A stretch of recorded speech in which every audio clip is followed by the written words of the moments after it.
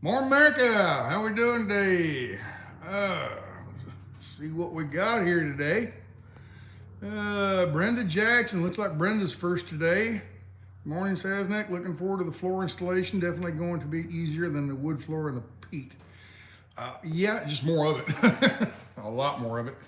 The peat was a lot of intricate cuts and stuff like this. This is, once you get around the fender wells, it's pretty much just lay it all out, cut it, and it's fairly easy.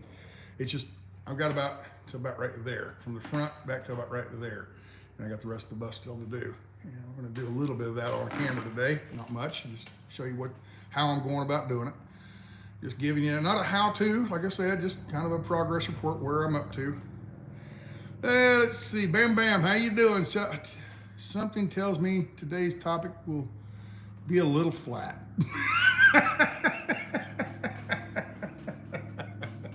Yeah, Bam Bam, you're right. Let's see, we got slow mode on today. Got my computer out. While I got the computer out, I got the comment section up. I'm gonna go through a couple comments real quick. Dang, he put the leash on us again. No, Bam Bam, I don't put the leash on you guys. I put the leash on the bad actors, So, good morning, everybody from Northern Michigan. Hello, Wesley Miller. Brenda again. Ugly bots and a few questionable characters yesterday. Always mess it up for the rest of us. Yeah. Darren Anderson. Good morning. How you doing? Sandy E. Good morning.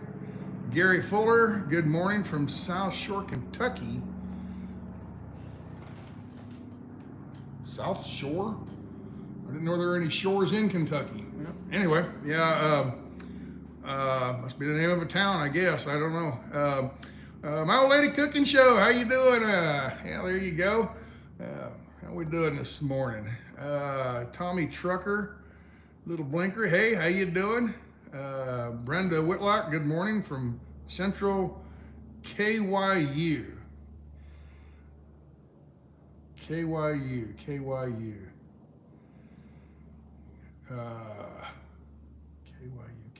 What would KYU be? Is it Kentucky University maybe? I don't know. KYU. I don't know, Brenda. Anyway, Xenia, back in 15 minutes, praying rosary on the Feast of Our Lady of the Rosary. There you go. Hi, Stan from Yuma, Shower 5151. Good mornings. Stay safe working on the bus. There you go. Tammy, that was Jesse. Tammy Miller, good morning. TY, good morning from the Shenandoah Valley. It's pretty now. Shenandoah Valley's pretty. Denise Steffens. Morning from Golden Valley, Arizona. Bam Bam again. Tommy Trucker, Little Blinky, are you done hauling pipe yet? Okay. And Donald T. Rump, checking in, boss. Morning from Nevada Desert. There you go. Yeah, Don, he lives out there kind of west of Las Vegas, a little ways out there in Nevada. So let's see, we got Craig Sharp. Like the explanation on your solar panels and how you hooked up the inverters. I haven't hooked up the inverters yet, but this is how I will do it. Hey, partner. Hey, Rick Hartley. Hey, partner. Howdy from Cannonball, from Southeast Missouri. Okay, Brenda Whitlock. Typo, Kentucky. Okay, there you go, Brenda. All right, from, what was it? I'll go back and read that one again. Central Kentucky, and she just typoed a U on there. All right, I got the computer out and was, putting the slow mode on, and I thought, well, let me check my comments real quick. I went through a couple of them. I got to make a couple little minor, just a couple little short things here. Joy Yoakum said hello. Gloria Netto. Gloria comments quite often. Thank you, Gloria. She keeps me up to date on Joe and Trucker G. Speaking of Trucker G, I talked to him. He called me 2 days ago. Let's see what it's today. Friday. He called me Wednesday. And first time I'd talked to him since the last time I saw him at the convoy. So I haven't talked to him since. And And Wednesday he called and, hey, what you up to? So we talked for a couple hours and just had a good old conversation. And, you know, G, it's just, I could hear Mrs. G in the background. And he's just, G, how am I going to put this? There's no gray area with Trucker G. He's black and white. You know exactly where he stands on stuff. He lays it right out. So, that's refreshing. It's very refreshing to have somebody just lay it right out. And there's no gray area. You never wonder what he's up to in that comment. You know, no, you know exactly what he's talking about. And that's very refreshing to have somebody just, you know, blunt, I guess would be a good word. Anyway, Gloria said, Joe said he went, Gloria is commenting about Joe and his wreck. Joe said he went down to his car and got the rest of the stuff out of his car. The black bean is totaled, I guess. Said goodbye to the black bean. He said he got pics. He said inside and out. One hand to work with, the other hand is banged up and is still in recovery. They had to go down and get things out of that car and into his car's wife, so they can't afford another car yet. If you want to do a good deed, throw a little cash his way, help him out, help him buy another car. That would be nice. I'm sure he's got some insurance on it and everything like that, but the old black bean wasn't a high value car. It had been totaled before, I think. He told me it had been wrecked before. It was a salvage title car, and he got it fairly cheap. So he'll probably be looking for something else similar to that. But yeah, you can always use some help, you know. So that'd be a good thing if you have a little couple, 20 or 50 bucks or something like that. A whole bunch of people do that. Throw 20 or 50 bucks at him. That adds up pretty quick, and that would help him, secure another car. Because that's what he needs. He needs a car for his job because he drives around following the scanners and the police and everything. So that would be a very good thing. Let's see. Wayrick. A couple people have pointed out that I was backwards and stuff on my solar panels. I know I can never keep parallel and series straight. I can never keep those two straight. And when you hook them into parallel, does it multiply the voltage or the amps? And when you put them into series, does it multiply the voltage? I can never keep them straight. I know they do one or the other, and whatever I said, if it was wrong, it's the other way around, okay? But I mean, it's not a how-to video. I'm not trying to show you how to do it. I'm just showing you how I did it. And like I said, I'm not good at that stuff, but I got it hooked up right. I just explain it wrong, I guess, or something. Has Joe made his announcement yet on what? I don't know. Whether he's buying another car or I don't know. I haven't talked to Joe. I talked to him about a week and a half ago. He called and we talked for a little while, and Joe's just up to just regular old Joe again, He's back to what he used to do. And then it was about 3 days later when he wrecked the car. So I haven't talked to him since he wrecked the car, but he knows he's in my prayers and all that. I saw the wreck, and I saw a video of it where he crashed in, and I'm going to guess they were doing maybe 30, 35 mile an hour, but 35 mile an hour into a stationary object, which was a Jeep that was probably twice as heavy as the bean. Yeah, it's a good little thump, and I'm sure the airbags deployed and all that, and sometimes I wonder if the airbags don't do more damage than that. If you got your seatbelt on, it's pretty good, but the airbags, man, it's just like a bomb going off and smacking you in the face. It's like it's Mike Tyson punching you in the nose. So anyway, Wayrick, as far as the solar panels and stuff, I tried to explain it right. If I had things backwards, it's okay because it's not a how-to. People aren't going to be setting their video solar up on my explanation of it. I was just trying to get it through people's head how I hooked mine up and what little I know of solar, trying to explain what I knew of it. But, you know, like I said, I always have a hard time with series and parallel, trying to keep the two straight. And I'll get it in my head and finally get it straight. 2 months later, I'll go, oh man, how was that again? And I, you know, okay. A couple comments on the old 18-speed shifting transmission video. How to shift an 18-speed transmission. I get comments on that all the time. It's that 10 million view video.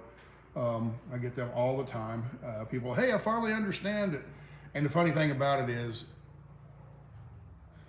probably 80% of the comments are, "Oh man, you really did a great job explaining that. I finally understand," or at least, you know, I don't need to know. I'm not a truck driver, so I don't need to know. But it was very entertaining, and you know, I always wondered how that worked.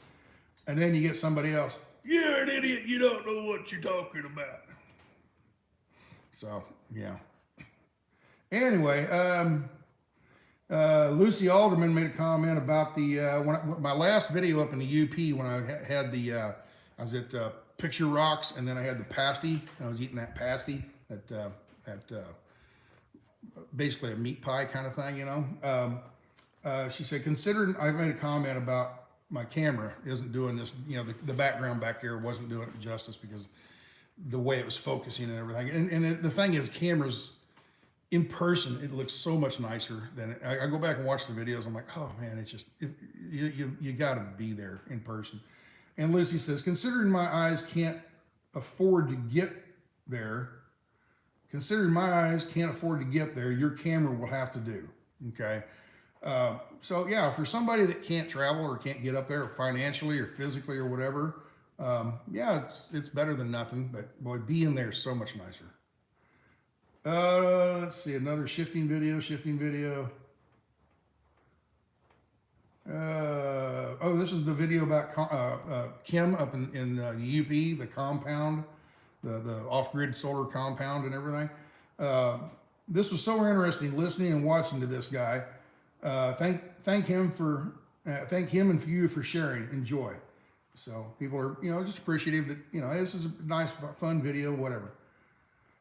Oh, let's see. Here's Heather Twos. The black bean is demolished. Joe had to have a lot of stitches. He used it. Joe had to have a lot of stitches. He used it to protect his head. He hit the windshield, and Irene was all shook up. But he was so happy and thankful you checked in on him for True Friend Day. Okay. Well, I didn't actually call him, but I talked about it on the video and everything, and you know whatnot. But yeah, yeah. You know, it's just accidents they're not fun. They're not. You know, I remember when I wrecked the truck. It was, you know, it's not something you like to go through. But he'll be okay. He's tough. He's a tough old bird. He'll make it.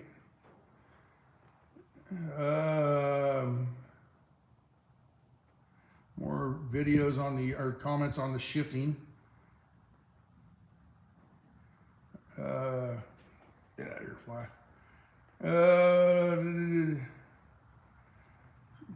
Some Eric Mueller, a trucker legend from Convoy, wrecked his rig last week. Engelgards. Okay, I'm not sure who Eric Mueller is. He's from Canada, apparently. I guess he was from Canadian Convoy. Anyway, he wrecked his truck. Okay, I don't know who that is. Let's see. Here's the other way around it. Yeah, Stan, you don't know what you're doing on the solar. Here's the flip side of that. Karen says, hey Stan, I really like the way you explained the electrical part. Very informative. You were so good with that. I love watching your videos. But I'm always in catch-up mode. I'm in school and can't watch in the mornings. Keep up the excellent work on the bus. Looks great.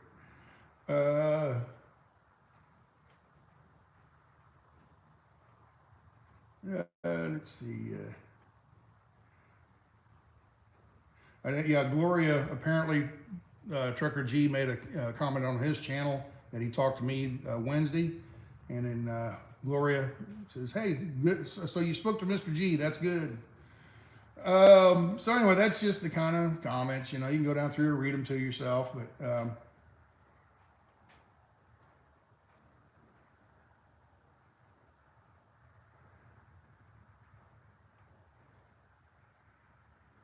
Oh, right here. Okay, Pink Lady Biker Mama. I would leave the rubber floor. This is talking about the floor in the bus. I would leave the rubber floor in and put a floating floor with the vinyl. The rubber is good sound and insulator plus less work. Cutting out the rubber mat. We'll get to that here. Cutting that rubber mat out. I wanted to take it out because when I peel it up, it was glued down with contact cement.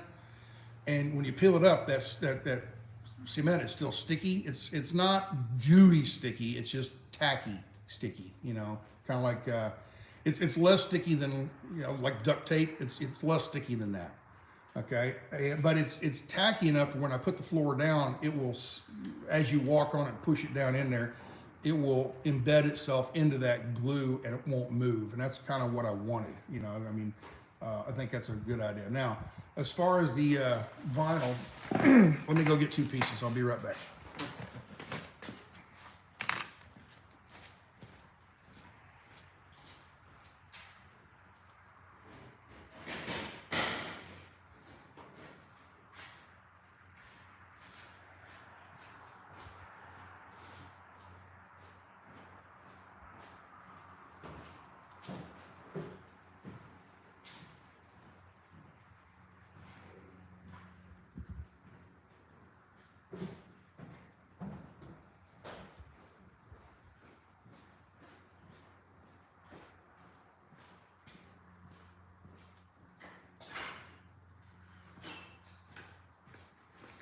All right, here's the stuff I'm putting in the bus. It's real thin, it's vinyl.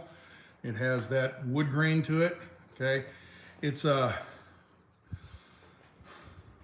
trying to remember the name of it. Matrix is the company that makes it. It's those white boxes right there. Matrix, it's like Pergo. Pergo's a name brand. Matrix is the name brand on this one, the company that makes it. The color on this, the wood,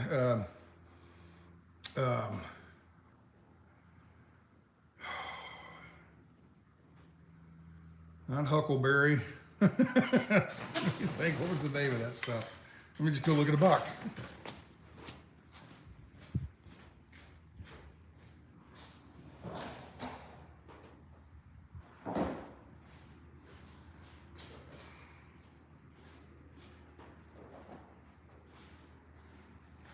This is the box right here. It's Matrix. Okay. And on the end, right there, it's hazelnut maple. Hazelnut maple is the design. Of course, it's all vinyl. It's not wood. It's the print on the front here is hazelnut maple. This is the stuff that I have in the van. Some of the stuff. It's not the flooring. This is the stuff I used on the cabinets, but it's a flooring product. This is a wood pulp kind of material. It's mostly glue with wood, like sawdust. It's hard. I mean,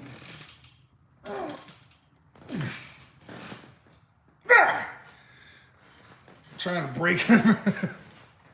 There we go. See, it's kind of got a wood fiber, you know, type construction. Okay. This one here is all vinyl. It's pure vinyl, and it snaps, and it's hard plastic. You know, now this here, where this is right here, where this is, you get water on that. It's pretty water resistant because it's like a plastic. There's a film on top of here that makes it water resistant. But if water gets down inside the seam and everything, gets into this, it'll start puffing up like plywood would or something, you know, or particle board. Not fast, but it will. Water can't damage this. This is solid plastic, vinyl. It cannot, water will not hurt this at all. I thought I'd try this. I like this stuff better because the way it clicks in, it's a little bit more secure. If you look at it, the locking mechanism, okay, now this is 2 pieces that are the same, of course, but when they lock in, they lock a little stronger. It's a bigger cross section where the hook is, you know, the clip. Okay, this one here is much smaller. There we go. See the difference in them? Okay, much thinner. Now, what I like about this is it seems to lay down easier and better, more secure, I think, but it can be water damaged. This can't be water damaged, so that's a better part of it. But then this, when you're laying it down, these little corners, these edges and stuff, they tend to break off pretty easy. See, it took nothing for me to break that off. And as I'm, opening the boxes up, I'm finding a lot of little corners that are chipped off like this, so I've got to be selective aware how I lay things out so that one of these little chips isn't right in the middle of the floor. I could probably take them back, but I'm working around that, and just the way you line them out, this is going to be a piece of cut off. You're going to throw it away anyway, so why bother taking it back? What I don't really like about it, like I said, it's to me, it's too thin. It ought to be thicker, okay? When I'm laying it down, my big concern, when I laid this stuff down in the van, the cargo trailer and the other van, I had no concerns about whether this stuff was going to warp or twist or whatever. This stuff, I don't have faith in. But I think once it's laid down, as long as the floor is flat, as long as there's not, when you lay it down, there's a rock or a little pebble or something underneath there, and then it'll warp and bend around it, whatever. As long as the floor is nice and clean, I think it'll be okay. So, in hindsight, I think I should have bought this stuff, but I already got half of it down, so we're halfway there. So, let's see, what else? Read a few comments here, I guess. And some days I can read this stuff pretty good, and other days it just doesn't quite get in focus, and I got to use my glasses. So let's move you all a little closer. Let me read. All right, last comment, AMC Kingdom. Better to keep the rubber down on the bus. Ask someone who does for it if you don't believe it. The rubber, I'll get in there and I'll show you why I'm not leaving the rubber down, okay? The rubber floor, I'm pulling it up and putting this vinyl down, and it's in the sticky, and I think I want that stickiness. Now, I know heating, expansion and contraction, well, it's around 80 degrees. So if I was to be putting it in and it was only 40 degrees outside, I'd have to worry about expansion when it's 100 degrees out and the floor is put in this way and then it expands and then it starts buckling. It's already pretty warm, and just a couple, 20 more degrees is not going to expand it that much. And then in the winter, when it cools and contracts, it'll pull apart ever so slightly. I don't think I'll have any trouble with it. Another reason is because the way I'm putting it down, the cabinets and all the stuff that's going to be above it is going to be pushing down on holding it down. So I don't think I'm going to have any trouble with it. Miss Brandy says take the rubber out. Well, when I get in there, I'll show you why. I can't do it here. I got to wait till we get in the bus, and I'll explain it better in there. Captain Kirk, freedom, freedom. Let's see. Good afternoon, Stan. Hope you're doing good. Been enjoying your other videos on the different places you go. Very good. Thank you, Frank. And that's something that kind of puzzles me. We'll go into the content here on the computer, and these live streams, pretty generally, I get 3,000 to 4,000 views pretty regularly on these live streams. I got 214 on this one we're on right now, but Wednesday's video got 3,200. Last week's video 4,200, 3,100, 3,800, 4,800, 7,600, and then when I broke down out in Arizona or New Mexico when the wheel fell off that trailer, I get 10,000 views on that video. People love to see disasters, bad things happen, I guess. I don't know. Halfway there, got 5,000 on that view. Another one, a new job update when I was sitting there talking about the job before I went on it, 10,000. That's news and information, I guess, so they want to watch that. But just a regular video, like, a couple days ago, 4,000 and 3,000, 3,000, 3,800, views on the videos, on the live streams, okay? When I go over to videos, Root Beer Falls, the waterfalls, which I thought was a pretty nice video. I put a lot of time and effort into editing that. I got 1,900 views. So, you know, here's another one, Skipping Stones at Whitefish Point. Now that was I was showing people where I was at. And that only got 2,200 views. The previous video to that was 2,300, 2,700. Valley Camp, the big ship. And the funny thing is, the video that I edited everything up on the Valley Camp, which is the ship, the freighter ship that's a display, it's a museum now, but it's a similar kind of ship to the Edmund Fitzgerald up there in the Great Lakes. The edited video where I put music to it and I walked around and talked a little here and there and all that, I only got 1,900 views. The raw footage where I just put all the footage and I put it out, it was like a half-hour long or 40-minute long video, 33-minute long video. I got 2,700 views on that. It's just, it's just odd. It seems like the more effort I put in, to making a video and editing and everything, the fewer people watch. So it's like, it's puzzling to me, you know. Here's a good edited video that has some music and all this stuff, you know, and nobody watches them. But then when I'm just sitting here rattling around and smoking a pipe, everybody watches that stuff. So I don't know. It's a conundrum. There you go. All right. There you go. Thank you, Don. Loved the the UP videos. Carol, hi, salad from Washington State.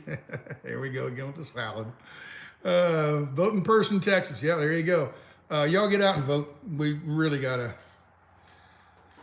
take this country back. These people that are running it right now are running it into the freaking ground. We got to do something about it. So election day is coming up here in a few more weeks.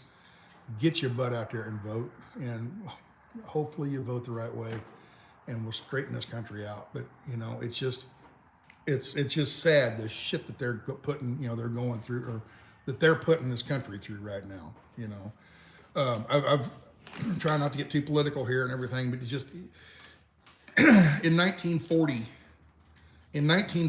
if Hitler would have become president of the United States, what would he have done as president of the United States? What would he have done to the United States? He'd have done everything he could as a politician to screw it up, okay? And that's exactly what they're doing right now.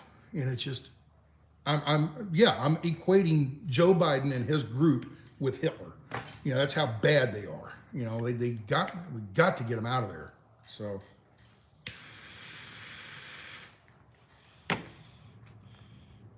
That's it on politics today.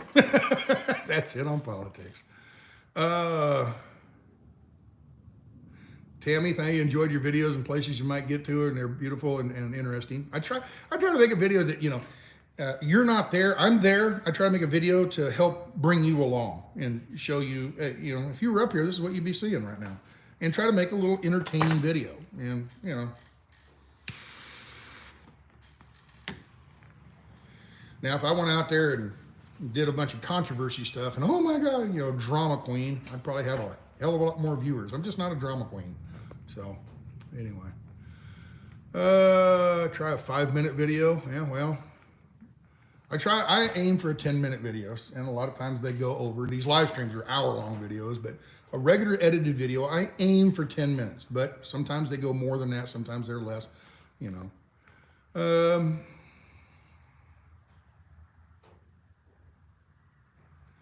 The long one was listed a lot longer. The edited one was only listed for 2 days. It's still public.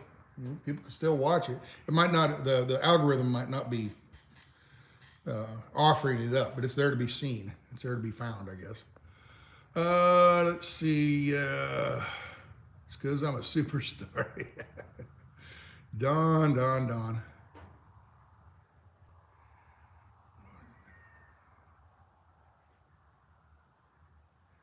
Flooring I used in bathrooms is a 3/8 inch thick and is rubber backing.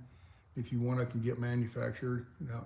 Now I'm not going to redo it. What I've done, I'm putting this in and I'm done with it. I'm not going to redo it. You know, I'm not going to go down and buy different flooring or anything like that.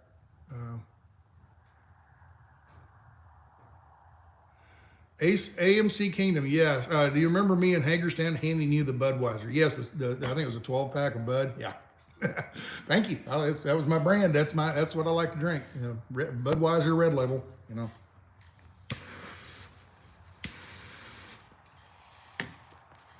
Original Budweiser. Let's see.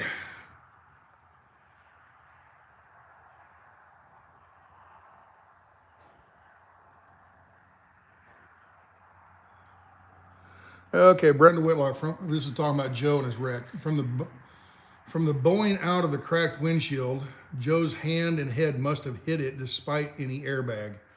He said he's having headaches and dizziness. Well, yeah, he had an accident. You know, he'll come through. He'll come through. He's like I said, he's a tough old bird. He'll make it. You know, he had an accident. Of course, he's gonna be hurting. You know. But I predict no long-term, I hope no long-term repercussions out of the whole thing. Joe has not been out since he got in the crash. He's having headaches and is planning on going to the doctor on Friday. Okay, that'd be today. All right, so thank you, Minnesota CB Snowman. Did I get my new tooth? Yeah, they're right there. Yeah, I got that months ago.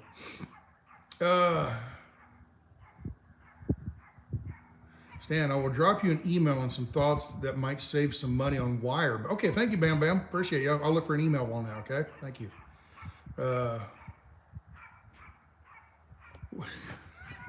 Jeff, shut up. What happened? What happened? Did he drop his coffee? Yeah. Sorry, Stan, I couldn't resist. Yeah. Yeah, I don't know what Joe is doing. He hit his head on his windshield, though, yeah. Call me if you need wire help. I own it. Okay. All right. Okay. In parallel, current is additive. In series, voltage is additive. There you go. Thank you, Don. And this one's I know it does that. I just can never keep the two straight. Which one is which way? You know, I get them backwards a lot. There you go.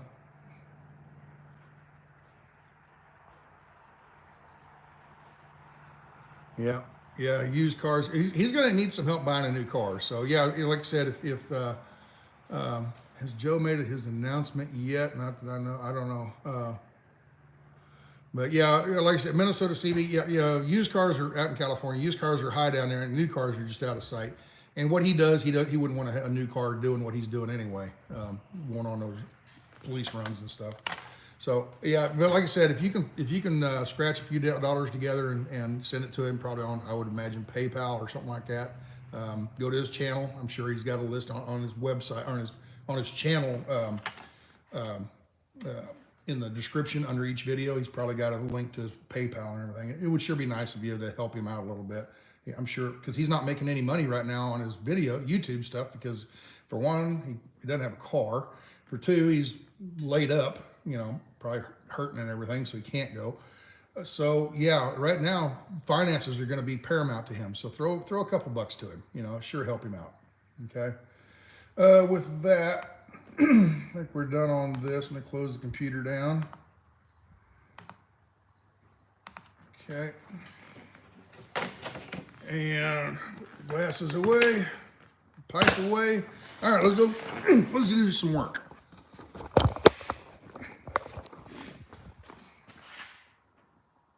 Yeah. All right. Oh, I know what I need. They're in the bus. I gotta get my knee pads on. Yeah, I'm wearing knee pads. No smart ass remarks. All right. Get you lined up right here. Well, y'all can see.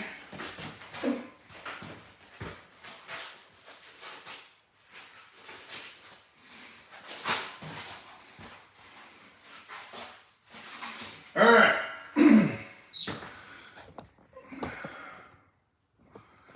So what I've got here is this rubber mat. And what I do is I go back a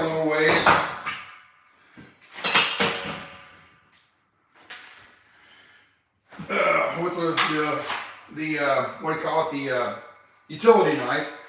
And instead of taking a whole sheet up and then having all this sticky stuff to walk around on, I just cut off piece by, a little bit at a time.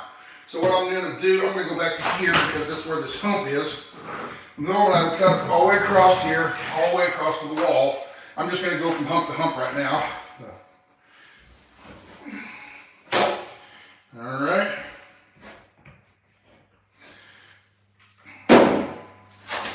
I go in this corner, pick this up, peel it up.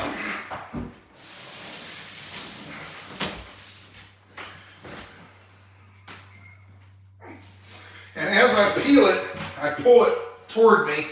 So any debris that's on it falls over here on the back behind me, okay? And it doesn't go down on the sticky part.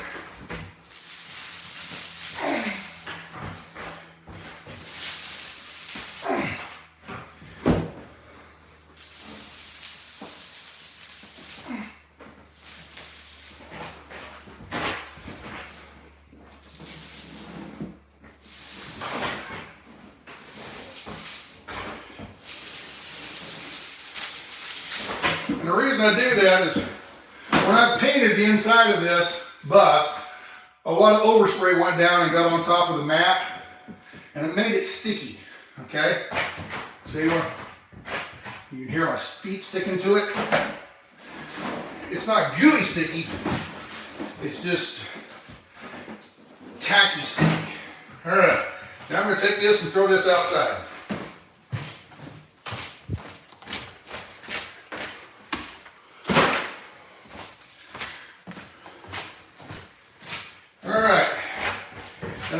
Sticky, but it's very clean. Nice and clean. No goo anywhere. I take my hammer. Right here was a seat come over here is where it was mounted. And when I took the seats out, I ground the nuts off, the bolts off. Well, they protrude up a little bit. 1/16 of an inch or something, but not much, but it's enough. If I put this down over top of it, you see a little bump there. So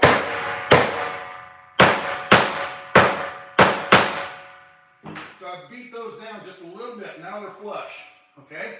Everything's nice and sticky out here.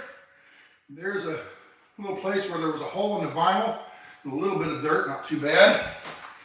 All right, what I do is, those pieces are going over there. This is the last piece I have. Get the dirt off of it. And this will go in right here, but I need to put this piece in over here, okay? I need to put this piece in over here. Let me turn you a little bit so you can see where I'm working. All right, I need to put this piece in here. Well, I need to put that in, but I need this piece in here, okay? Well, I can't do it because I got all this extra shit on here, all the extra length.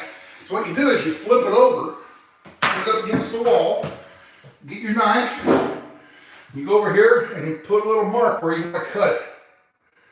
So I put a little dig in there.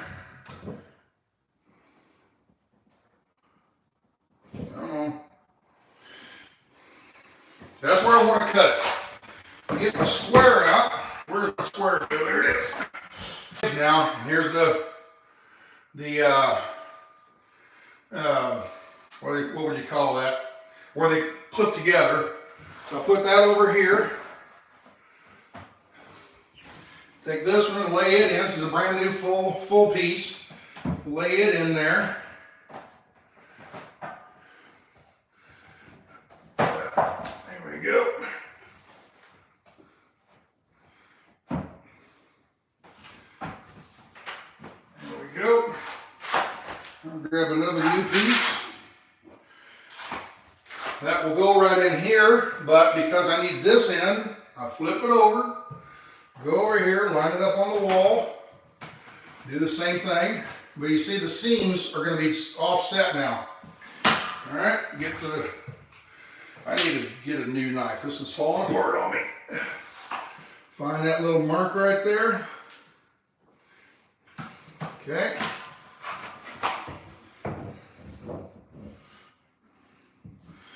Put a good mark there. Grab the square. score it, cut it. Much harder cut. Snap it off. This piece, turn it around, clips into here, clips into there, and I got a problem. This piece right here, crap. This piece is a damaged piece. This edge right here has been broke off. While I was in shipping or packing into a store or whatever, somebody must have dropped it and it broke that leading edge off that has the, so I'm going to use that somewhere else. We'll grab another one. Hopefully this is not damaged. That one's not damaged. So we'll replace it with that one. Put it in.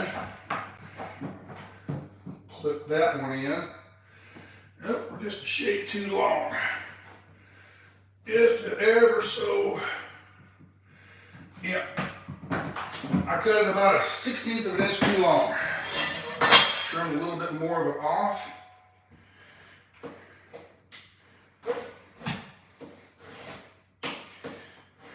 These are the ones that are hard to cut because there's nothing to hold on to break them.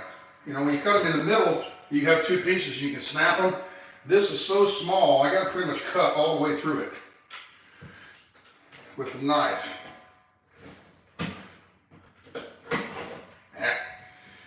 It moved on me.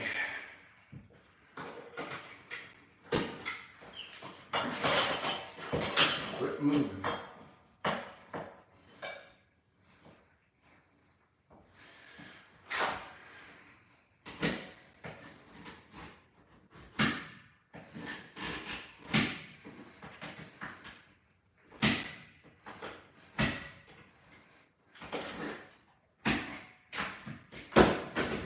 So I had to cut that whole piece off, only about a 1/16 of an inch. That was enough. Now I can clip that in, pick all of them up.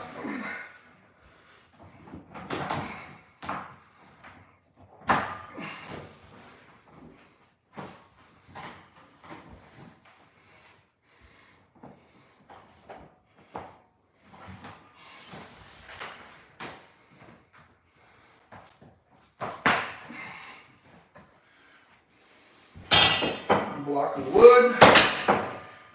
Okay, it locks it in just enough where there's no tension on it and it falls right down. All right, there you go.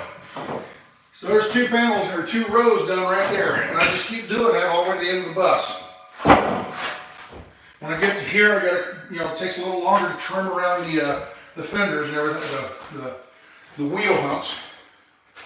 So. I am not going to bore you with any more of that. I just wanted to show you a little slice of it. Now, there's not a breath of wind today. It's not terribly hot yet. It's 82, but there's not a breath of wind anywhere today. I mean, it's just nothing. And I got a fan inside the bus. I turn it on, it doesn't really do much. So,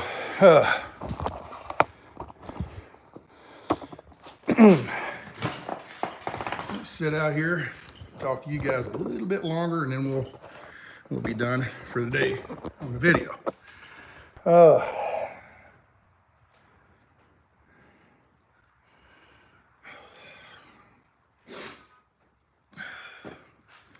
I sweat so much right in here. I sweat so much and it goes down and just gets in my eyes. I just hate it. Hate the heat. Hate the heat. I don't really like 40 below weather either. So I don't like the super cold, but I don't like it super hot. I like, I'm comfortable around 70 degrees. 60, high 60s, somewhere around in there. That's where I'm comfortable at. Because if you're a little bit chilly at 63 degrees and you're a little chilly, you can put a jacket on. And if it's, you get to working and you start getting sweaty, take the jacket off. When it's hot, you can't take any more off. I mean, you can take this shirt off, but that doesn't do anything. It's just, I hate the heat. I hate the heat. So, all right, we got any more? Yeah, we're back. Yeah, like I said, I don't know why this phone does that. I've done a little research on Lisa sent me a couple links on why the phone is,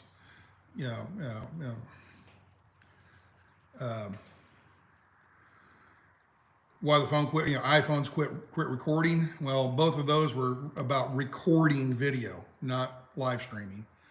And none of them pertain to what's going on with me. I don't know what's doing it. I really don't.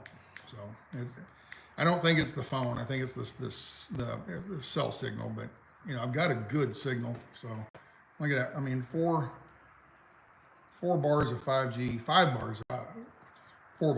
bars of 5G right now. I've got a good signal out here. Why it does what it does, I don't know.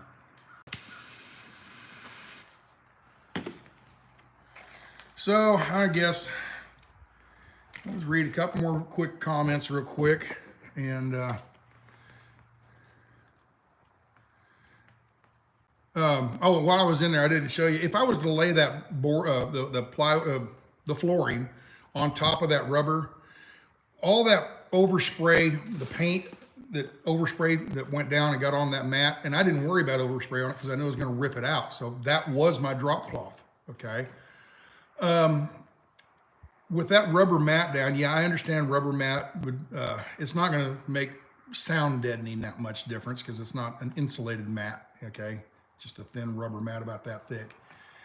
I know every little bit helps, but it's not going to be that big of a difference as far as sound deadening. Insulation, ain't gonna do a damn thing on insulation either because it's a solid rubber mat. If anything, it's a detriment to insulation. And then as far as waterproofing, it doesn't need to be waterproofed because if water gets on this vinyl flooring, that will seal it from the floor. If it goes to the edges and drips underneath, that's where the rubber mat ends anyway. So it'd still go around that mat onto the plywood floor anyway. So the rubber mat does me absolutely no good being in there. And as I'm putting the flooring in, as you saw, when I was peeling it off, I could feel stuff falling down on my legs. Pieces that are dirt that's out here on the ground here. As I walk into the bus, it comes off my shoe and sticks to that layer of paint that's tacky, has that tacky stickiness to it. Even now it's already dried, it still has a tacky stickiness to it. It's like walking on cheesecloth or something, not cheesecloth, but anyway.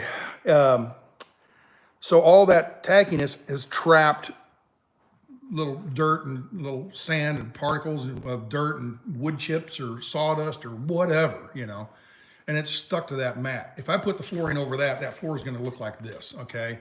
So I wanted to pull that up, and now I got a really nice smooth plywood that I can put that vinyl floor on. So anyway, and as far as peeling it up, I'm not peeling a whole mat up at one time. I'm cutting it sections and pulling it up, okay? So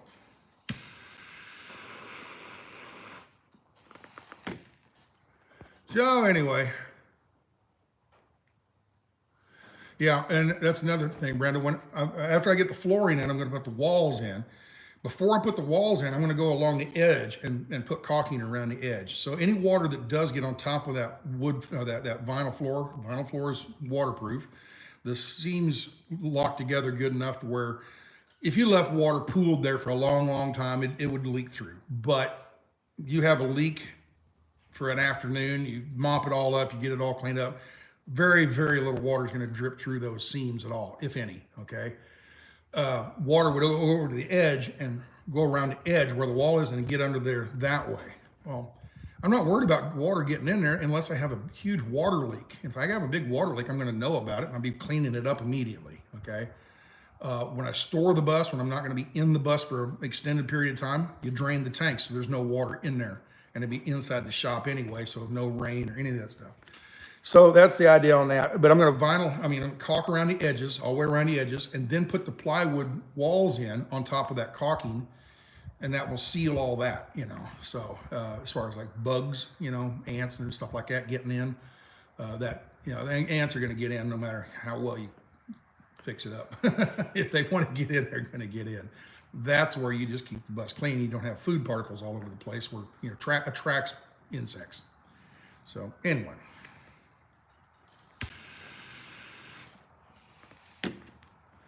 And I know I'm probably doing it wrong, but I'm doing it the way I want to do it. Okay, so it's right as far as I'm concerned.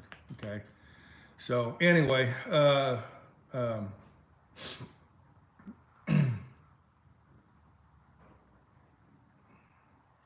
went and got on a computer yesterday and on the SketchUp, Google SketchUp, and tried to realign and try to figure out different floor plans. I'm constantly readjusting and looking at floor plans, but I'm getting to that point where as soon as I get the floor down, that's when I'm going to start laying blue masking tape and mask out on the floor where everything's going to go.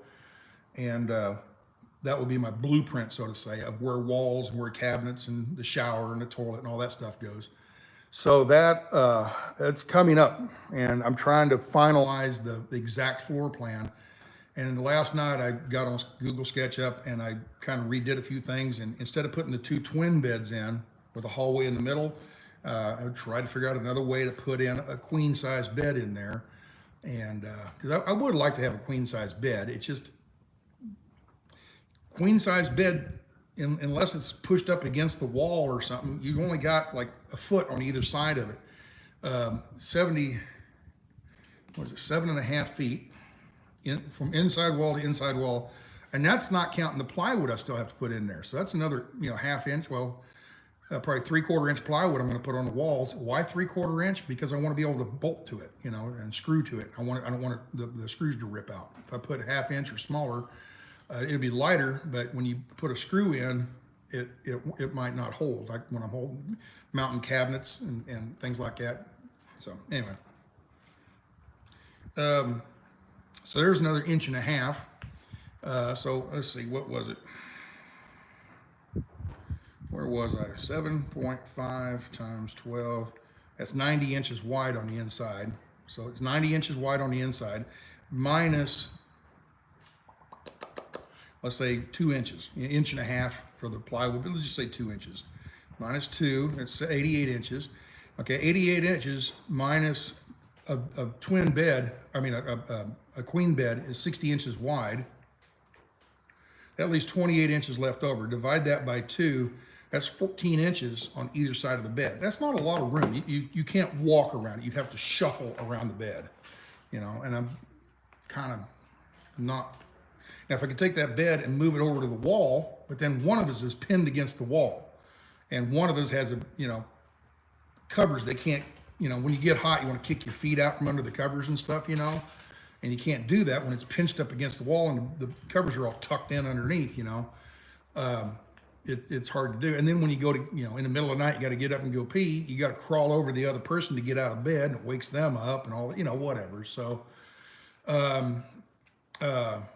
I don't want to do that. Now, if it's a twin bed, you put it up against the wall, there's only one person in each bed, therefore you can get out easy, you don't have to disturb the other person. So, but you're in 2 separate beds, so anyway.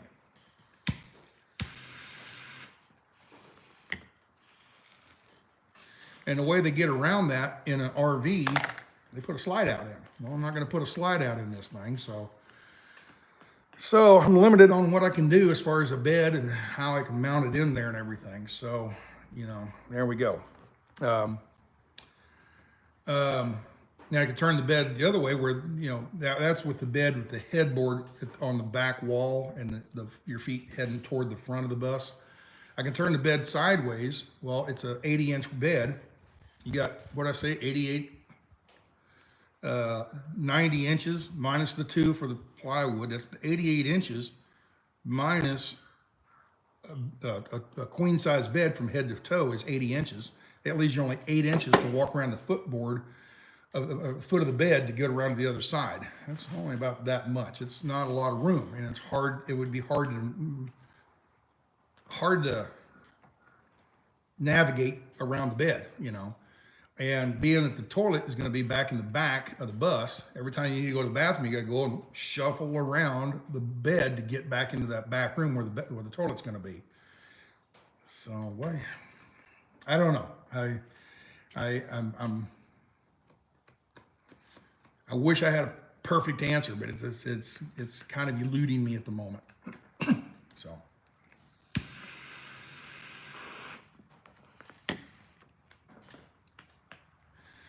All right, well, what about full-size bed and a little, what about a full-size bed? It's a little smaller, okay? A full-size bed's not, a queen is almost too small for Pam and I.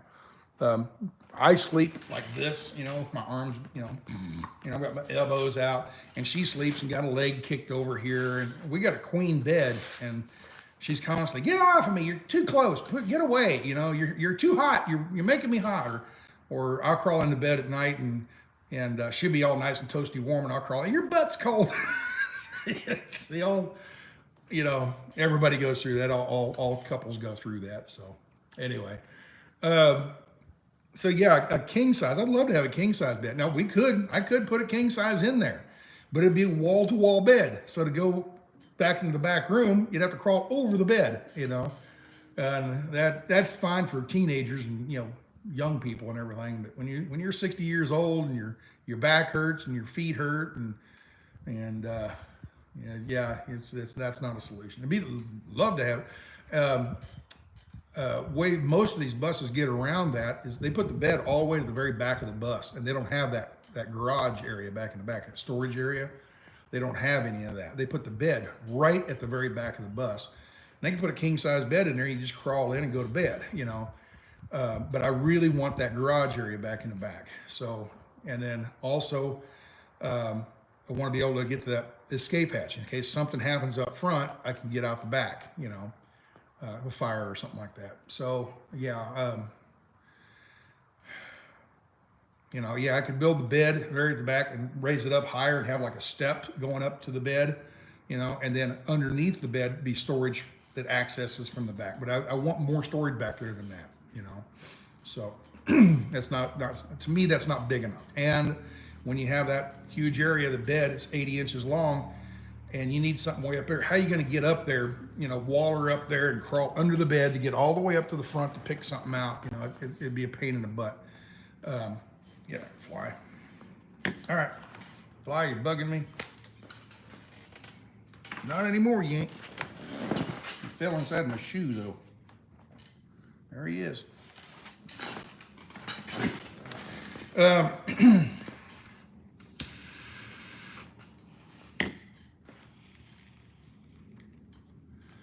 So, yeah, I don't know. Hey, North Star, how you doing? Yeah, North Star, have you guys got power yet? Get your power back on down there in Florida? Kind of hoping you do. It's been a week now. Hopefully they got it back up and running for you.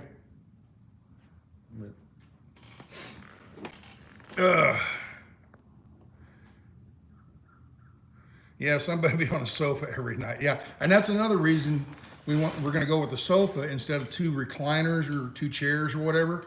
That's another place to go to bed. So in the middle of the night, she goes to bed, and I want up watching TV, and I fall asleep. I can fall asleep on the couch or whatever. Or I go to bed and I start snoring or whatever. She can get up and go back out there and not have to listen to me snore. Or the other way around.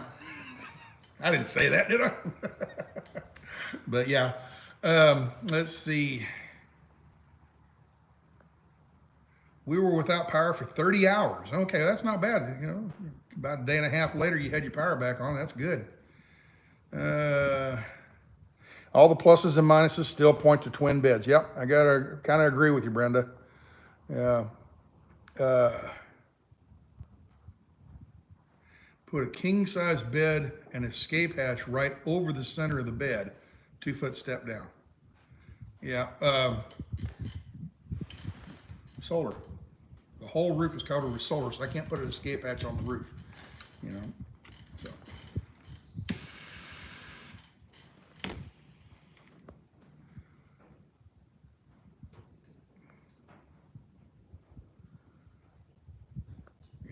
Yeah, full-size bed wouldn't be big enough. Who is that? Boston Morning? What? Boston Mommy.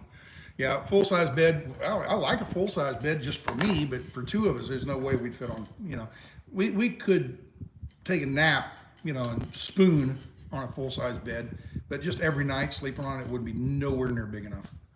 So even a queen is kind of. You know, I'd say, well, let's put a queen in there, and she goes, I don't know if that's going to be big enough. Okay.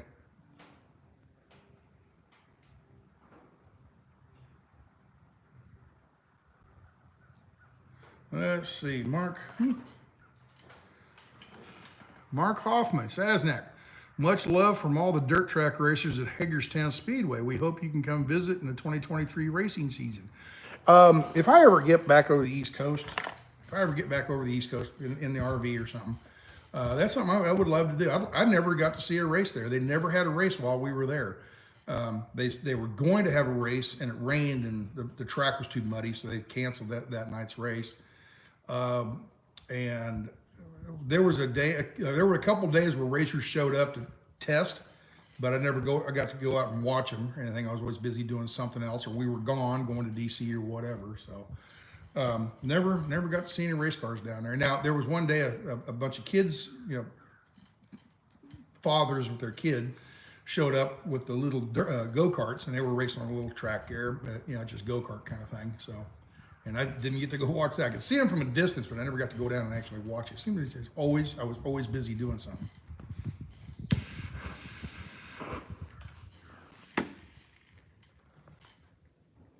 Yeah, and it's all. That's another thing about the twin mattresses. If I put two twin mattresses, I can put the twin extra long for me and put a regular twin in for her.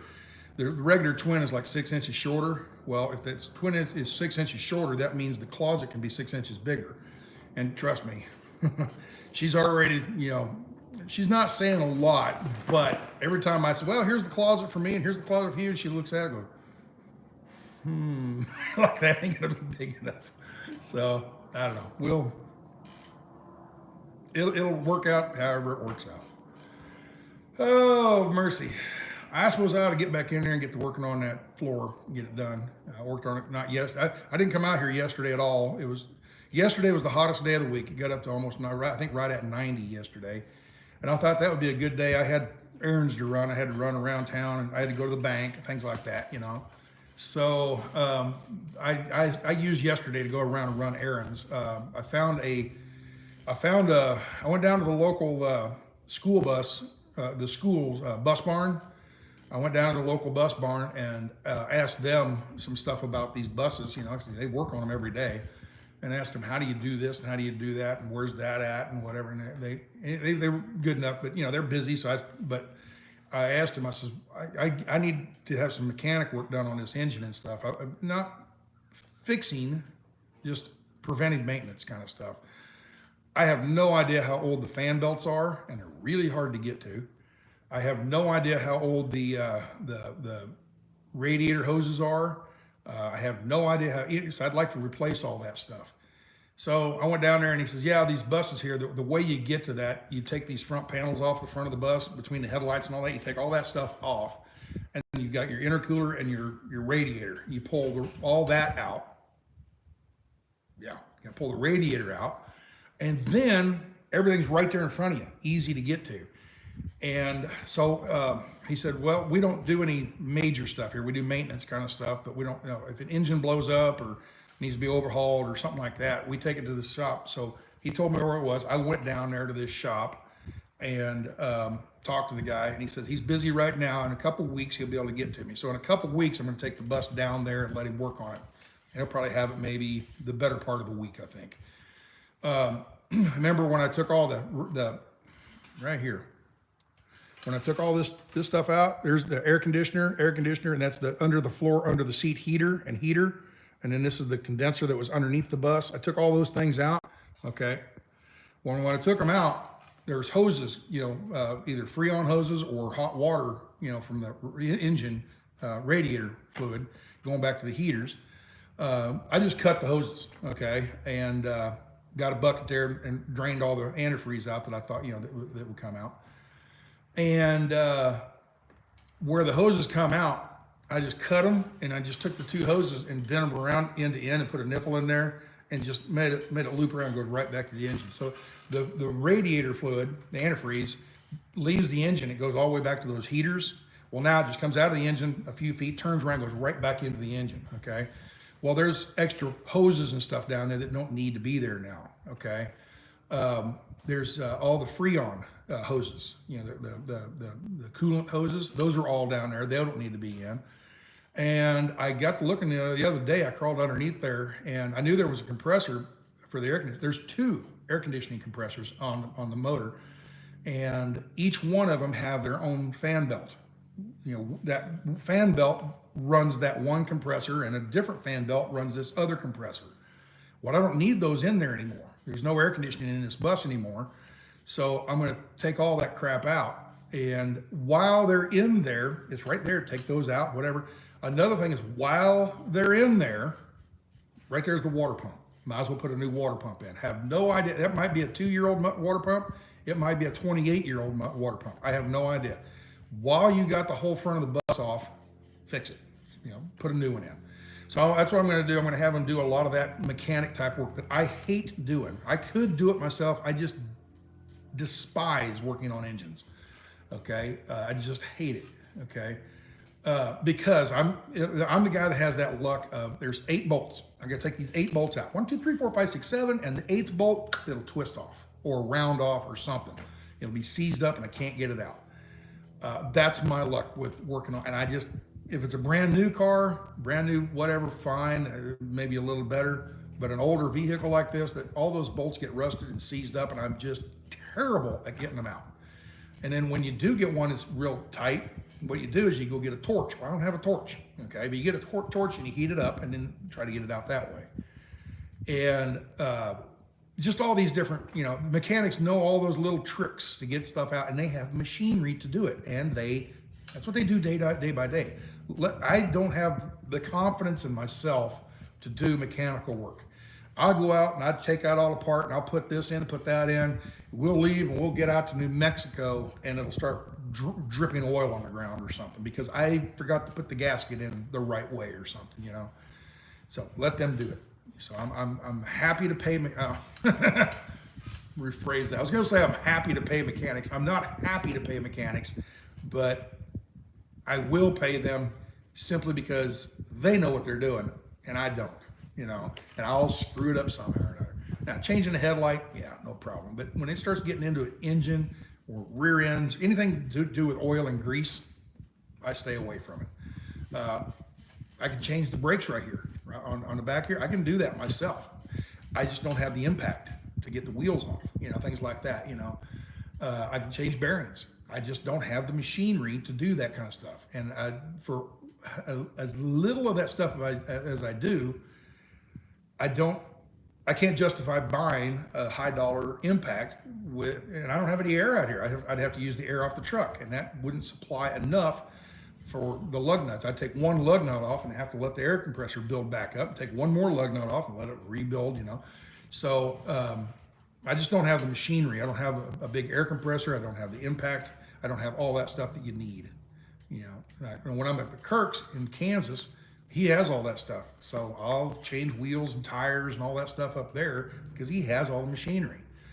So I know the next question, just drive the bus up there. Okay, for the price of fuel, drive it all the way to Kansas to work on it myself and screw it up probably. I'll use that fuel money to pay for the mechanic. So you follow me? Yeah, it's just, anyway. So that'll be coming up hopefully in about 3 weeks, maybe 2 or 3 weeks. I'll be taking the bus down to get mechanic work done on it. I went by another shop over in Fort Worth. I went to Fort Worth and talked to a welder friend of mine.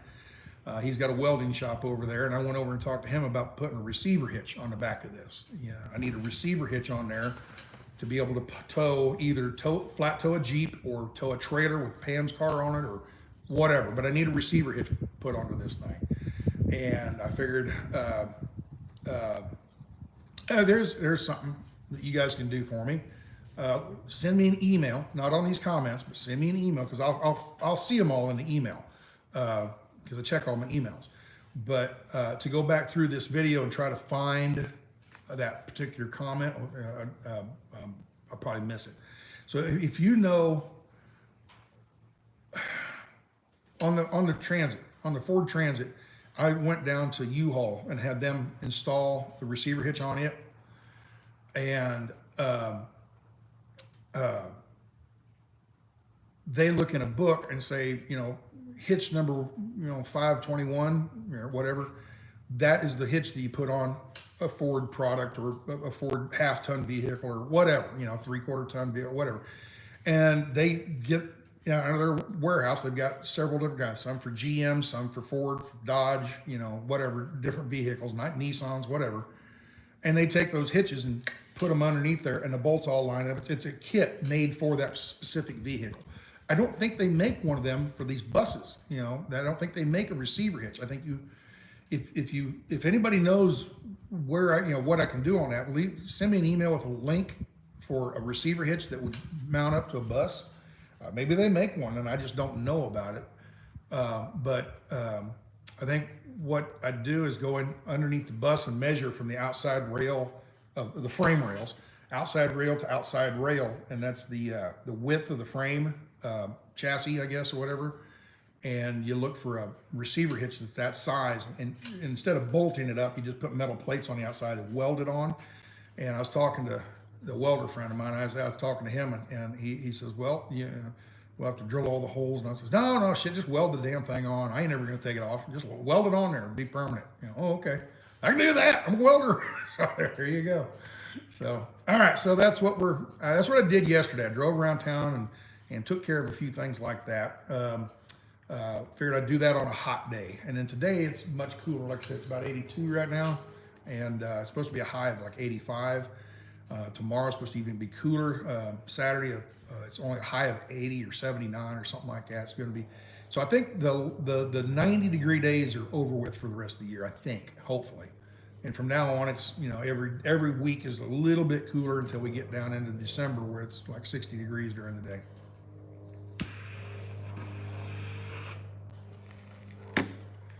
So with that, I think we've been on here long enough, yakking and whatnot. So I guess I'll let you go. Be good, and you know what I'm up to. Putting the floor in, and then after that, I'm going to start laying out the floor plan.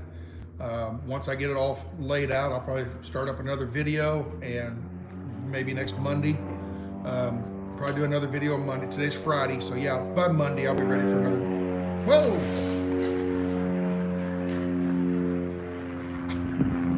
There we go. Turn you around here. There he is. You see him?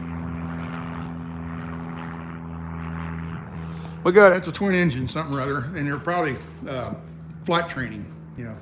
There's an airport not too far from here, and they do a lot of pilot licensing and stuff like that.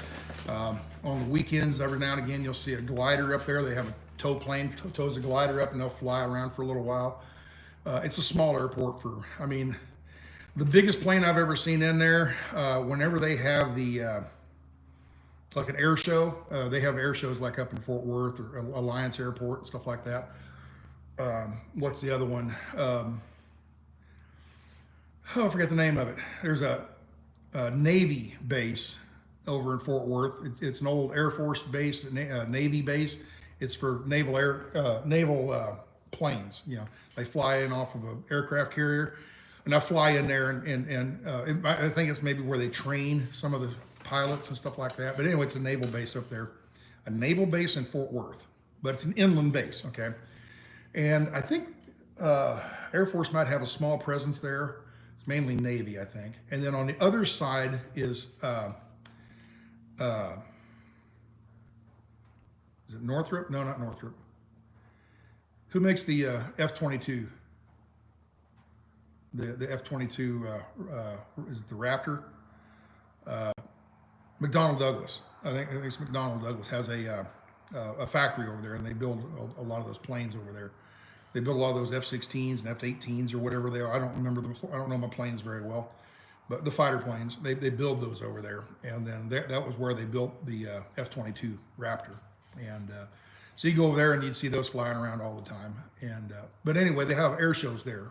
About once or twice a year, they'll have an air show up in Fort Worth, either at one of the airports, might be up at Alliance Airport, might be down in at the Naval Base Airport, whatever. Anyway, they have these air shows and people go to them. Well, they'll fly in like the Confederate Air Force, and I don't know, are you allowed to say Confederate Air Force anymore? Politically correct crap. But anyway, the Confederate Air Force, a lot of times they'll fly in the smaller planes, everything up. I've seen it's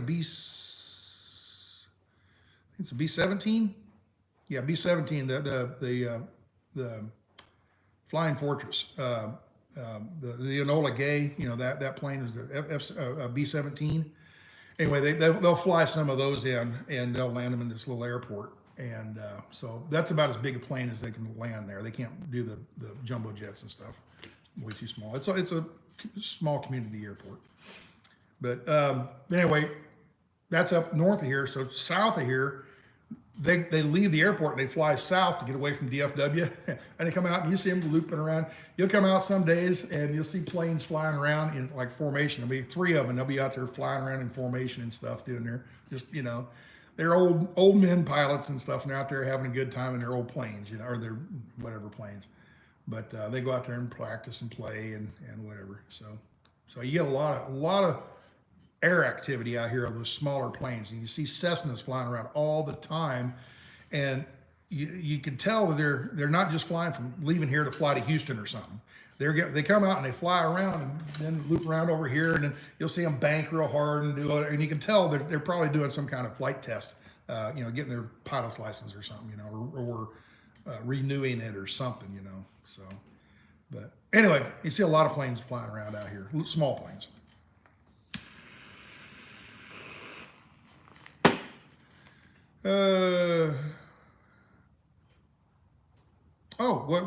What year is the bus and the model? It's a 94 Bluebird.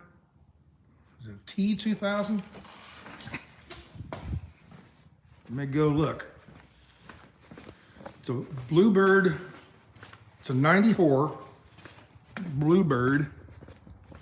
Okay, right there's Bluebird. And on the inside, it's got the logo on the inside. TG 2000, right here. Right there. Oh, TC 2000, okay? So it's a 94 Bluebird snub nose, or cab over, or what do you want to call it? Flat nose, TC 2000. So that'll help if anybody wants to help me look up one of those receiver hitches. When I was talking to Welder, the way we talked was basically he's just going to fabricate one up, build one from scratch, you know.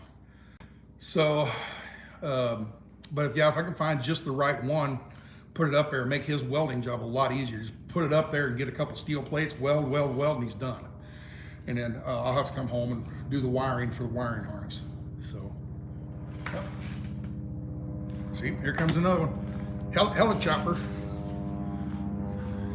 You got a helichopper.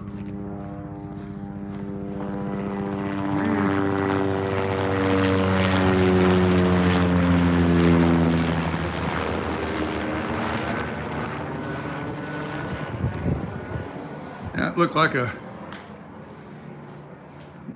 bell,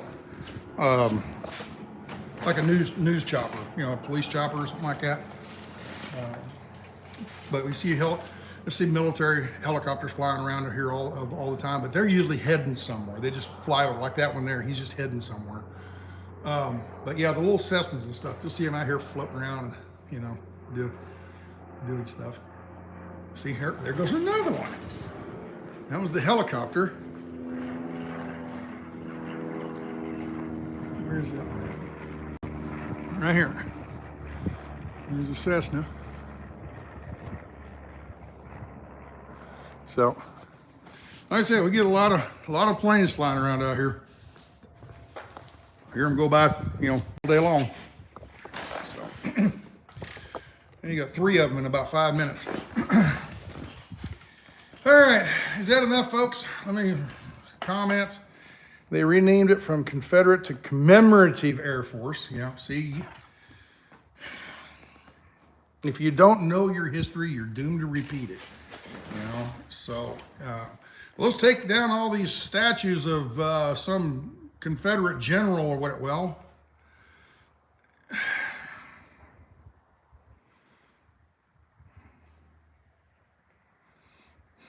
I don't want to get started. All right, the video's done. Y'all be good. Don't give me all my soapbox.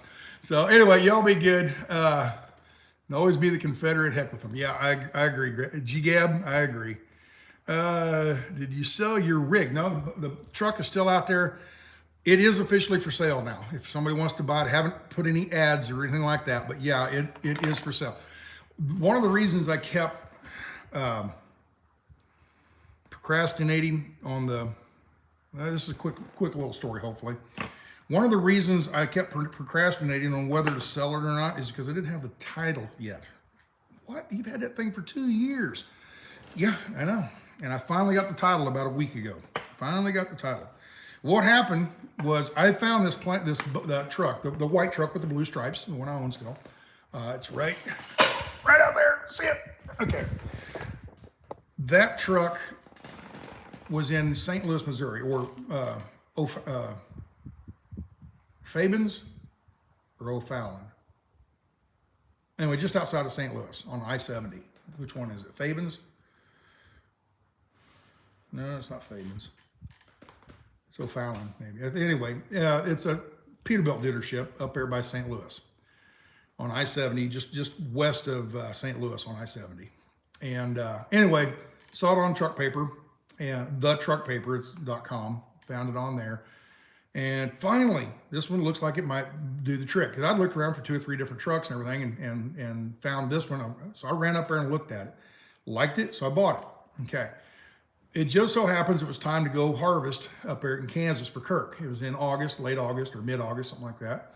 So I bought the truck, but I left it at the dealership. Bought it, paid cash for it, got the receipt, but I left the truck there. I says, can I leave this here for about a month and I'll come back and pick it up? Sure, no problem. Leave it sitting where it's at. Okay. So I went to Kansas, worked for Kirk for about 5 weeks doing fall harvest. Left there, went to Texas, gathered up Pam on a weekend. She took a 3 or 4 day weekend, and we drove up to St. Louis. Kind of took a meandering drive up to St. Louis and picked it up on Monday morning, and then drove home. Okay.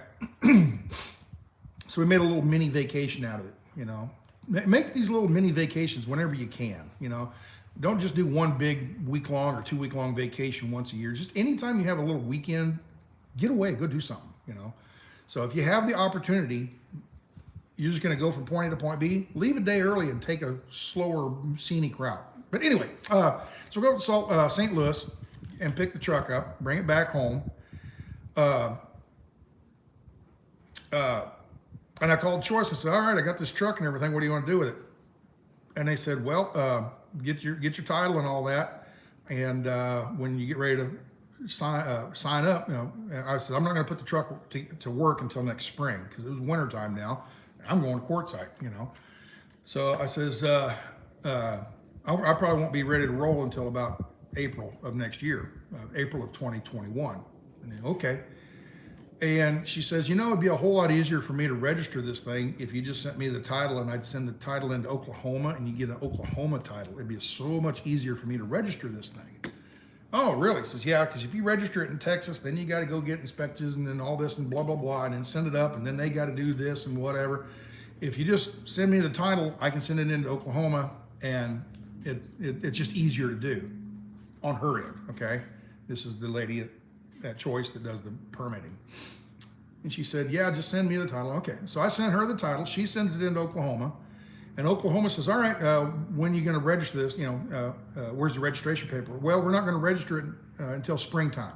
Oh, so they sent her a message saying, we won't give you the title until you register it. We won't give you an Oklahoma title until you register the thing.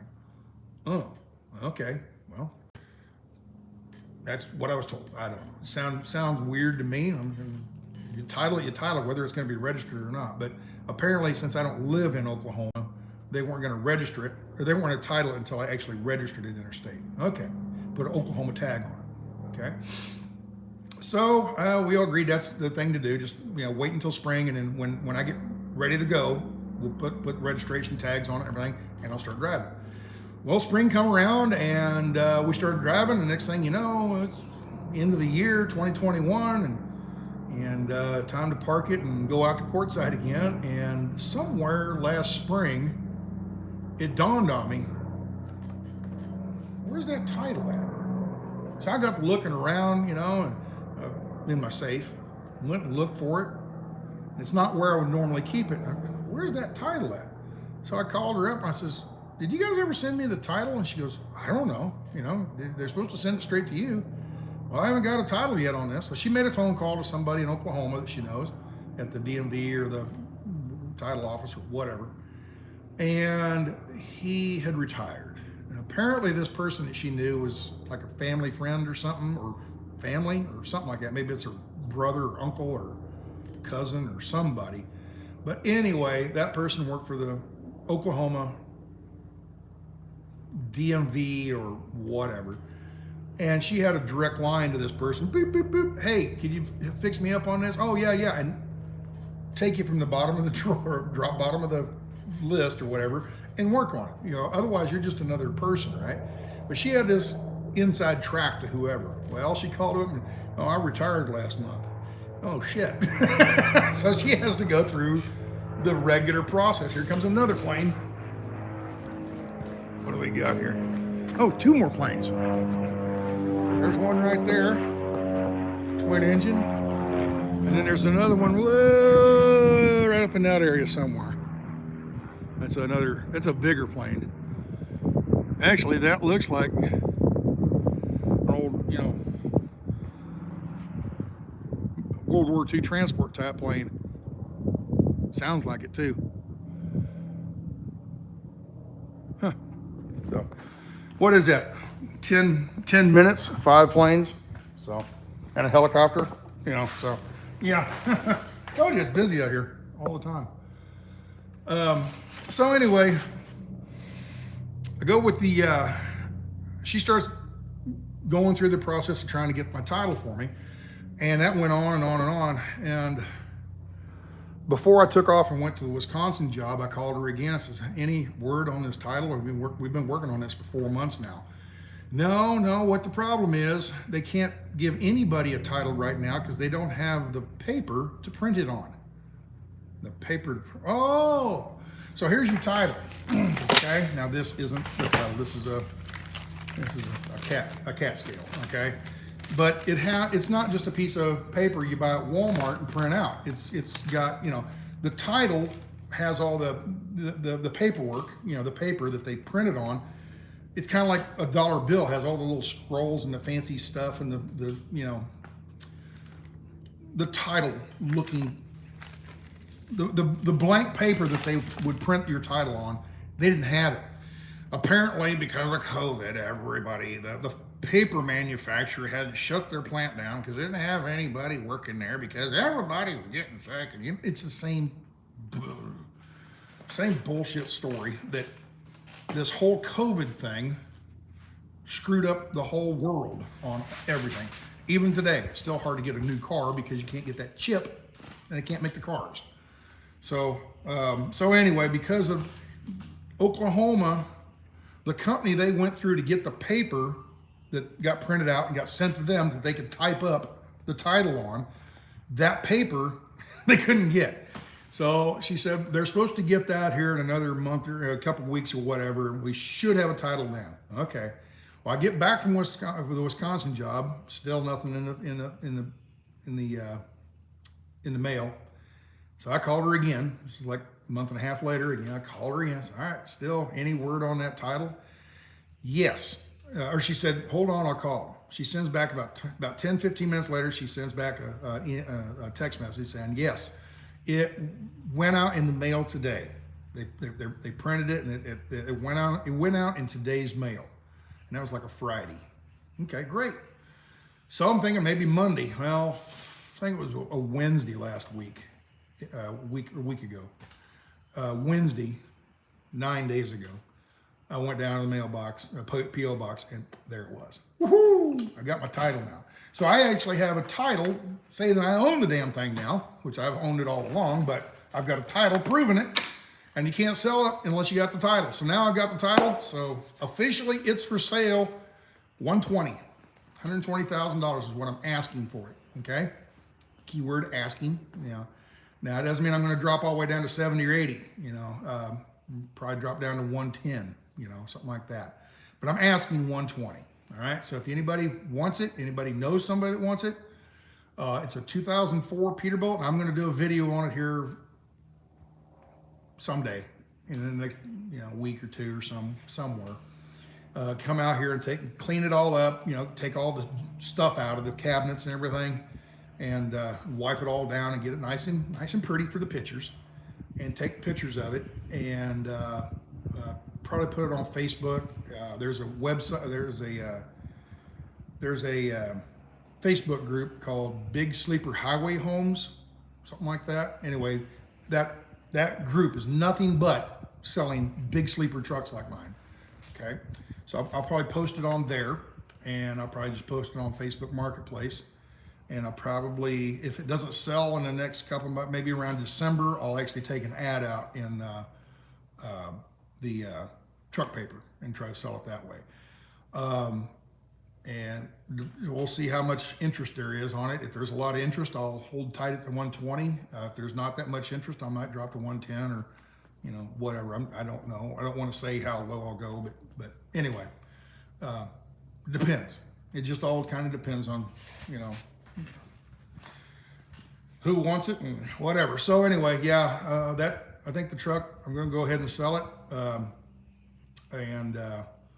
Because I plan on working for that company in Wisconsin, or that driving company up there. I plan on doing that from now on. Once I sell the truck, it will be official. I am retired from trucking. Not retired from work, but retired from trucking. And probably the only trucking I will do is during harvest up at Kansas with Kirk, if he needs me, okay?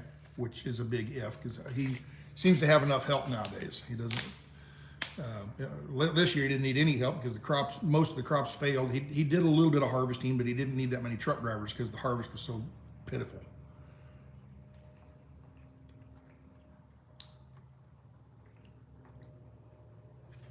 So, with that, let's see what else we got here. Anything? Staycations, there you go.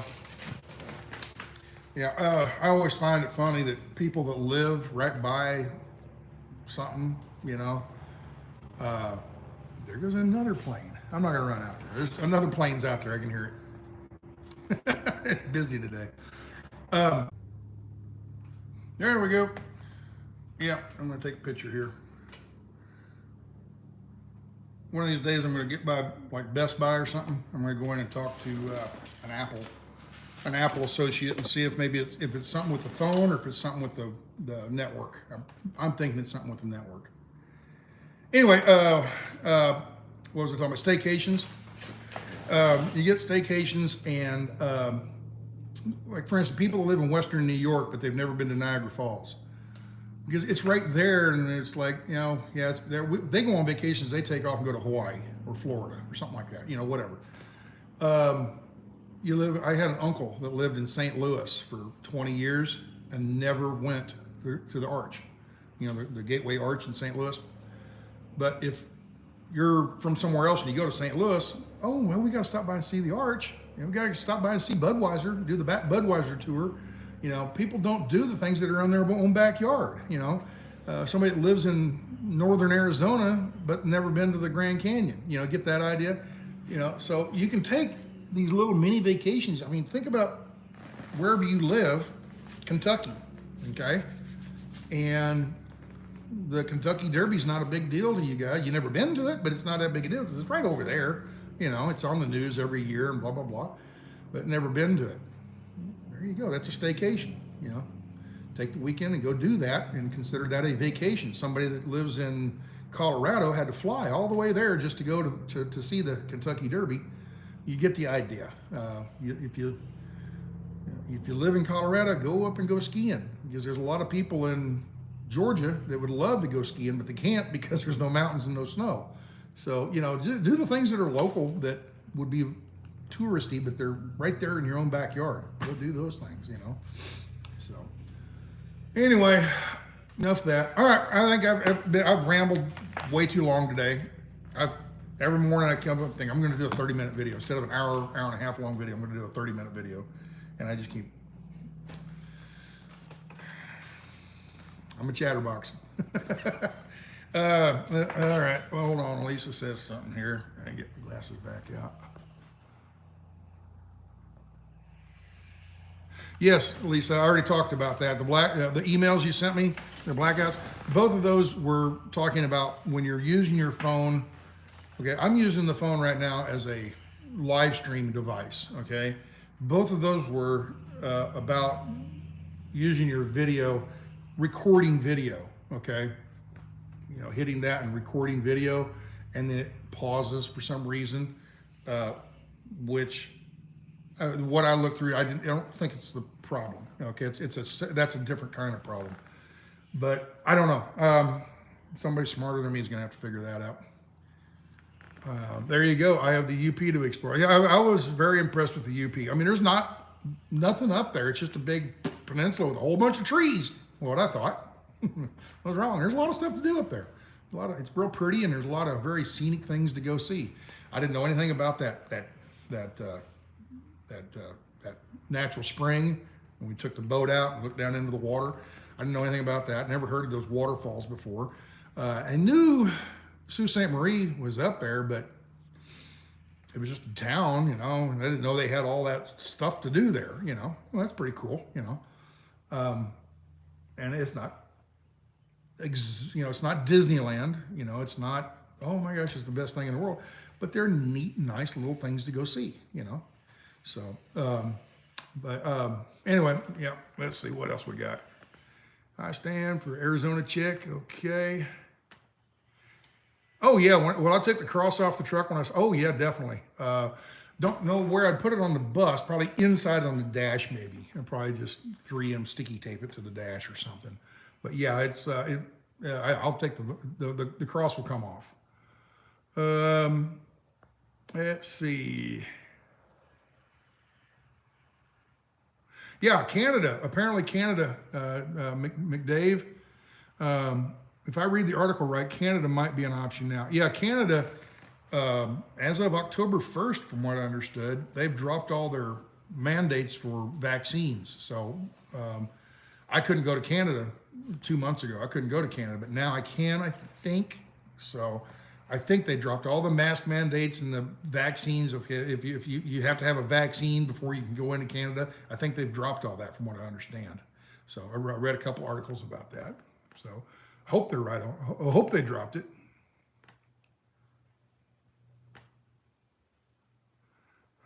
Talking about insurance or something. Houston, we have a problem. Yeah, Canada lifted. Okay. Will I take you for a last ride live? Yeah, probably. That'd be something I could do. Kind of, you know, final drive down to the highway, run down to the truck stop or something. Just, you know, 5-10 miles. Yeah. Yeah. Wow. How is there a paper shortage when no one gets newspaper or magazines anymore? Seems like they would have a surplus. It wasn't a problem with paper. It was a problem of the printed paper that company made. This company that made the paper for the titles, the machines were down, or they didn't have enough employees, or they were backlogged. I don't know, something like that. So anyway, that's what the paper thing was about. Also, yeah, lumber is high, therefore paper products are high, you know. There's always this paper shortage, yeah.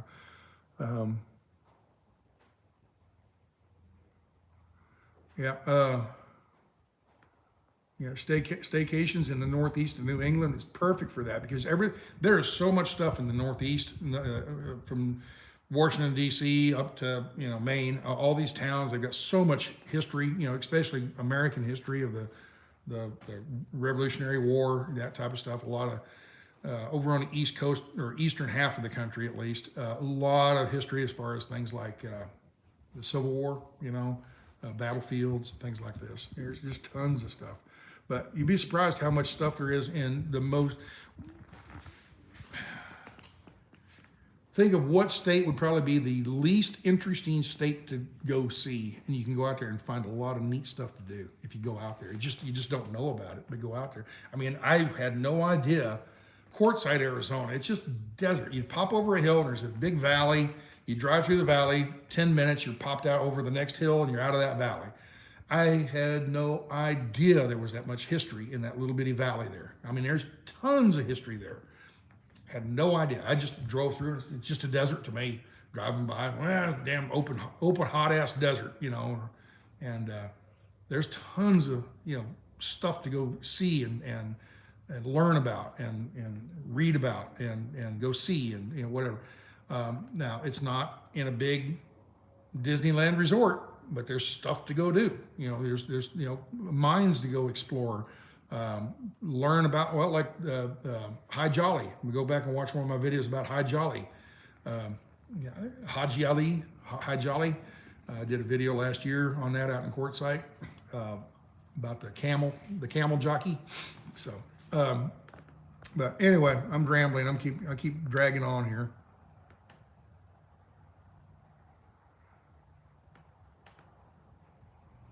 Yeah, there you go. Gidget Laster, you know, Tennessee here, and I just got back from a staycation where I saw some beautiful waterfalls and mountains only 2 hours away. Never knew they were there. Lived here my whole life. There you go. I mean, there's all kinds of stuff right in your own backyard. You don't have to get on a plane and fly all the way to New Zealand, you know. I mean, there's all kinds of things to go do anywhere, you know. Texas, the thing I like about Texas is Texas history. You know, back in the old, you know, cowboy and Indian days and stuff, the Texas Ranger type stuff. When I left last year, I left here and went down toward the border and heading out to Arizona. Went by Judge Roy Bean, all that kind of stuff. You know, there's stories out there. Just everywhere you turn, there's a story, you know, to learn about. So anyway, with that, I've got to go. I got to get to work. I'm not going to get the floor put in if I don't shut up and go. So y'all be good. Got to drink my coffee. One more tug on the pipe. Where's my lighter? There it is.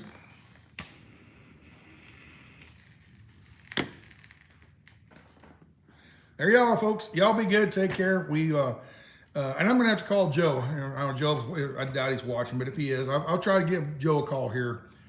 In maybe next Monday or something like that. I'll give him a call. Thing is, I don't know when he sleeps. I know he works at night, so I think he sleeps in the morning. So I don't want to call him too early and wake him up. Remember, he's in California. It's 2 hours difference. So if I call him at noon, here it's 10 o'clock. He might not get up till 2 in the afternoon because he works all night doing his stuff. He's not doing that right now, so maybe he gets up a little earlier. I don't know. I don't know his schedule, you know, his routine. So maybe I'll try to do a late afternoon video. Or actually, I'll probably just call him one afternoon and see how he's doing and say, hey, do you want to do a live stream video come next week sometime? Oh yeah, sure, whatever, you know. We'll see what he's got to say. So, but yeah, I need to give him a call. I figured he's got enough on his plate right now. And you know, when you're in an accident and you're like, he's got headaches and he's hurting and got stitches and all this kind of stuff, everybody wants to know. So there's 1,000 flood of calls and he's on the phone, hurt. Oh man, I just want to take a nap and take it easy. Yeah, who's this? I got to talk and call and talk to them. Yeah, who's this now? Okay, who's this now? That's why I haven't called him, because I figured he's got enough on his plate right now. I'll wait till it simmers down and then call him. Make sure, you know, talk to him then. So, like I said, G called me last Wednesday, and it was really good to hear from him. We just sit and chatted, just shoot the breeze. He sold his house and they bought some property and bought a camper. What else? Of course, he said he sold almost everything. He kept his motorcycles, his semi, of course, and bought a camper. So he's got a semi, a camper, I assume a pickup to pull it with, and a couple of motorcycles. Everything else he sold. You know, they just got rid of it all, I guess. So so I don't know what they're planning on doing with that. I didn't get that deep into it, I guess. But anyway,